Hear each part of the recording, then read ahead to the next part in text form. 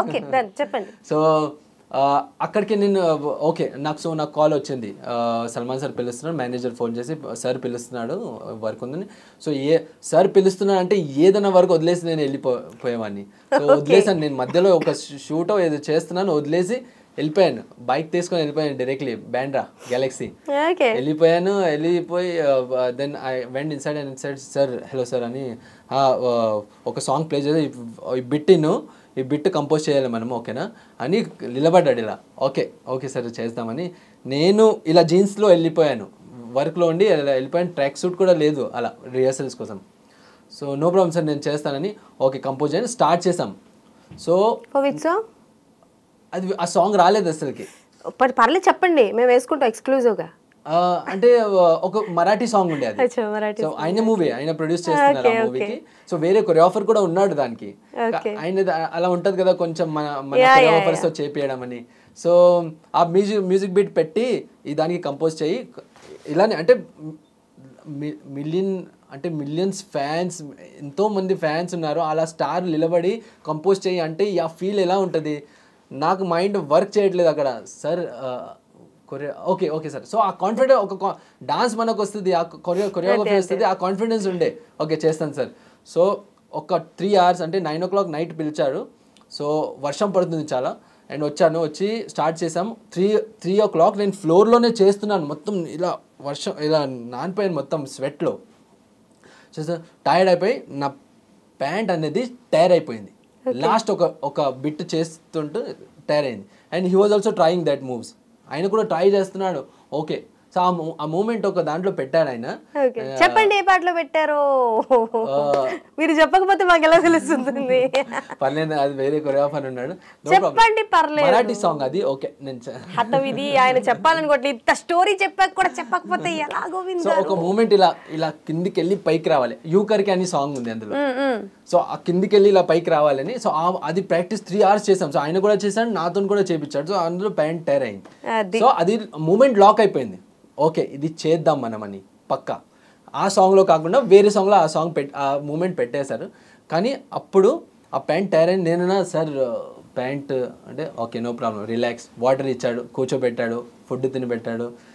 Inside వెళ్ళి ఆయన రూమ్లోకి వెళ్ళి ఇంత మూట లైక్ ఆ క్లోత్స్ ఆఫ్ ర్యాక్ ఇలా తీసుకొచ్చాడు, packed fresh packed. And he's clothes అంటే ఆయనకి బ్రాండింగ్స్ అలా వస్తుంటాయి కదా బీయింగ్ హ్యూమన్వి. సో ఆయనది బ్రాండ్. సో ఇన్ని క్లోత్స్ తీసుకొచ్చి ఇలా పెట్టాడు. నేను సార్ క్యా ఏ నెక్స్ట్ టైం సే ऐसा पैंट मत पहनना, నెక్స్ట్ టైం ऐसा पैंट मत पहनना, ये तेरे लिए गिफ्ट. మీరు మొత్తం మీకు ఇచ్చారా? మొత్తం గిఫ్ట్స్ నాకు ఇచ్చాడు, మొత్తం క్లోత్స్ నాకు ఇచ్చాడు. సో నాకు ఇలా అంటే వచ్చేస్తున్నాయి. అంటే ఏమన్నాడంటే యూ వర్క్ రియల్లీ హార్డ్, అందుకే ఇది నీకోసం అని ఇచ్చాడు. గ్రేట్. సో బేసికల్గా నేను ఎప్పుడో విన్నాను సల్మాన్ ఖాన్ గారు అంటే ఐ మీన్ టు సే అది మరి అది ఎంతవరకు నిజమో కాదో తెలీదు, ఇప్పుడు మీరు చెప్పాక అది నిజం అనిపిస్తుంది. ఎవరికో ఆయన బైక్ బాగా నచ్చింది అని అంటే on the spot bike keys ఇచ్చేస్తారంట. అలా నాకు ఆఫర్ చేశారు చాలా చాలా మాటలు ఆఫర్ చేశారు. మేము అక్కడ షోస్ చేయడానికి వెళ్తే సో డూకటి ఆయనకు ఫేవరెట్ డూకటి అవన్నీ. సో ఓకే సార్ వెళ్తున్నాను ఇంటికి. ఎలా వెళ్తావు సార్? వెళ్తాను సార్ క్యాబ్. లేదు నా బైక్ ఉంది తీసుకెళ్ళి ఇలా అని కీజ్ ఇచ్చేసేవాడు. పెట్టుకో అని. సో మనం తీసుకోము కానీ ఆ ఫీలింగ్తో ఇచ్చేవాడు. సో హీ నెవర్ థింక్ ఒక్క మాట కూడా అలా ఆలోచించాడు ఓకే ఇది నాదా అది. So he always open hearted, అంటే ఏం అది అలా చేసేస్తాడు. బేసికల్గా ఇంత పాజిటివ్గా మీరు ఆయన గురించి చెప్తున్నారు కదా. సో చాలా వరకు కొంతవరకు నెగిటివిటీ వింటూ ఉంటాము, కొంచెం కోపం ఎక్కువ అని, అంటే లైక్ ఫ్యాన్స్ని కూడా ఎక్కువ పట్టించుకోరు, ఫొటోస్ అడిగినా కొడుతూ ఉంటారు, తోసేస్తూ ఉంటారు, ఇలాంటివి వింటూ ఉంటాం కదా. When you listen such kind of things ఏమనిపిస్తూ ఉంటుంది? అలా ఏం లేదండి. చూడండి he's a millionaire star, actually చాలా పెద్ద స్టార్ ఆయన. సో థ్రెట్స్ వస్తుంటాయి, పాజిటివ్గా కూడా కమెంట్స్ పెడతారు, నెగిటివ్గా కూడా కమెంట్స్ పెడతారు. సో కొందరు ఫ్యాన్స్ ఉన్నారు కదా, వాళ్ళ ప్రాబ్లం కూడా అది. సో రావడం ఇక్కడ ఇలా ఎంట్రీ అవుతే తోసేస్తారు చాలా ఎక్కువ. సో ఆ సెక్యూరిటీ వల్ల హీ గెట్ కొంచెం కాన్షియస్ అయ్యి అలా అవుతుంది.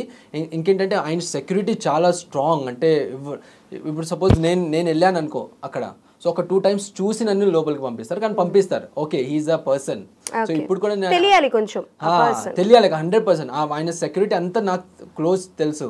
సో ఇప్పుడు కూడా నేను గెలాక్సీ అపార్ట్మెంట్లో గేట్ దగ్గరికి వెళ్తే ఇలా చూసి ఓపెన్ చేసేస్తారు. అంత అంత పరిచయం ఉంది మనకు. ఓకే. సో బాలీవుడ్లో you are very well known, మంచి మంచి స్టార్తో కూడా వర్క్ చేశారు. బట్ ఇప్పుడు టాలీవుడ్ విషయానికి వస్తే జర్నీ ఎలా స్టార్ట్ అయింది? అంటే start your journey from reality Xhosa or else ఏదైనా మూవీస్ చేశారా, ఎవరి దగ్గరైనా చేశారా? నేను యాక్చువల్లీ ఇక్కడికి వచ్చాక, సో డీ జోడీ చేశాక చాలా గ్యాప్ వచ్చేసింది. డీ జోడీ చేశారు? డీ జోడీ చేశాను. As an contestant or choreographer? Contestant choreographer and contestant also you can. Contestant choreographer and also contestant అంటే ఎలా తీసుకోవాలి మేము? సో బేసికలీ జీతు మాస్టర్ ఇప్పుడు he's a good choreographer.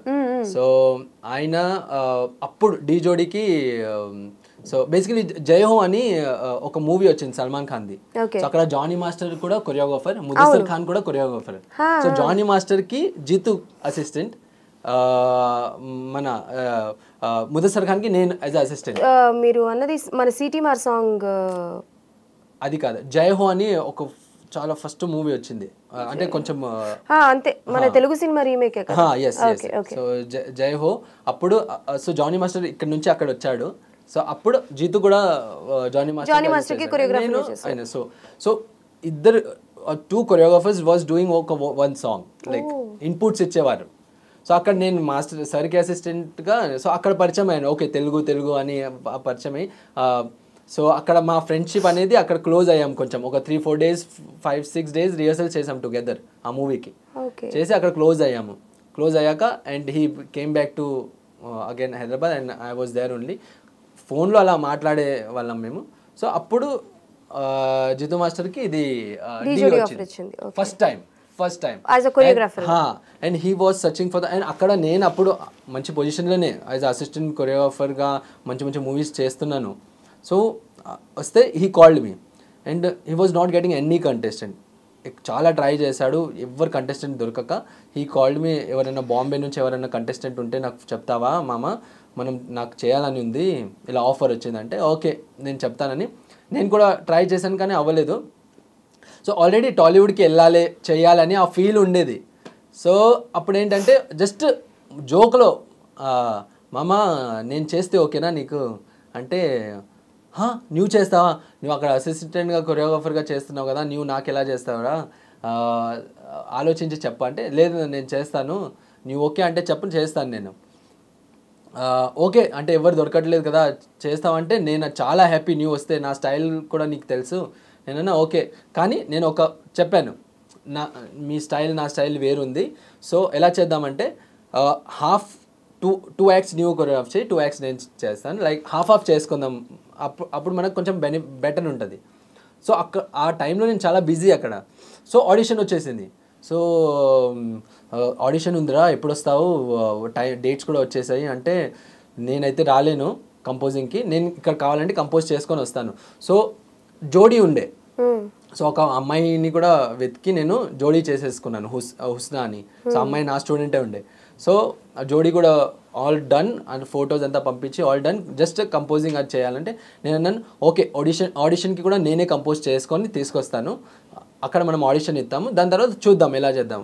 So ఆడిషన్కి మొత్తం ప్రిపేర్ చేసి నేను అక్కడి నుంచి నా వర్క్ ఫినిష్ చేసి నైట్ ఫ్లై చేసి ఇక్కడికి వచ్చాను.